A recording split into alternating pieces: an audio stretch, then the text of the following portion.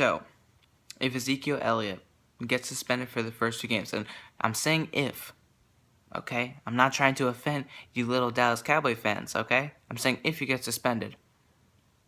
Say the Cowboys lose the first 2 games. They play the Giants and then the Broncos. What do you think they're going to say? I'm talking to the Eagles fans, Redskins fans, and Giants fans who all despise the Cowboys just like I do.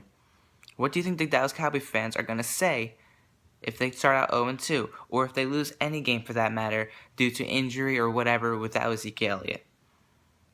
Ezekiel Elliott wasn't there. If he was there, he would have made a big difference. That's the reason why they lost. No. You can't use excuses anymore. I've used excuses all my life when it comes to the Eagles, and I'm starting to notice that I shouldn't. But it's inevitable. You know, you're going to use excuses, but like I'm starting to realize that it's wrong to use them as much as I do. Last year, I used the excuse that we should cut Nelson Aguilar because he made a lot of mistakes. Well, if he's making mistakes, it's on the coach and the players to point them out before something happens, or to help him out to try and get him and make sure that he is in the right mindset, that he knows what he's doing, and that he's doing it right. That's what a coach's job is for. Players are supposed to look at your other players as a team, as family. Last year, no one could help out the number one, which was Jordan Matthews. Nelson Aguilar had too much on his shoulders. Dorial Green-Beckham was starting to a system where he only got to learn that said system in the span of a month before, not even a month, 4 weeks before week 1. Were you gonna expect anyone to do good? And we had a bunch of young guys like Paul Turner and Bryce Treggs who had some breakout moments, but we could not use them. And when we needed them to be good, they weren't able to execute. That's not an excuse. That is just being real. They weren't good enough. Jordan Matthews is the number 2, number 3 guy. Aguilar, we don't know what he is. But now we have Alshon Jeffrey and Torrey Smith. There should be no excuse. Same thing goes for the Cowboys. You look at your team is basically set.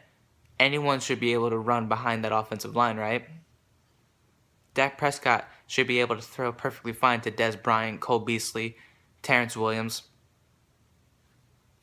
What if he doesn't do good this year? What if all you Dallas Cowboy fans witness a slump like you've been saying Wentz is going to go through?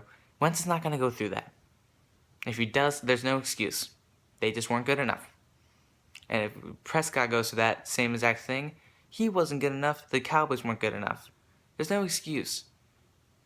There could be reasons as to why they weren't good enough, but it all comes back to the coaching staff, to the organization themselves.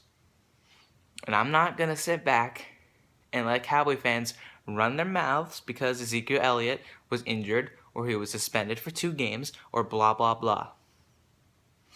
I'm going to try limiting myself on my excuses as much as it is inevitable because excuses are a part of everything. I don't want to see Cowboys fans make excuses if we beat them, if the Giants beat them, if the Redskins beat them, if anybody beats them. If they go 6-10, there's no excuse. You guys got to get better. Exactly what I've been saying to myself about the Eagles this entire offseason.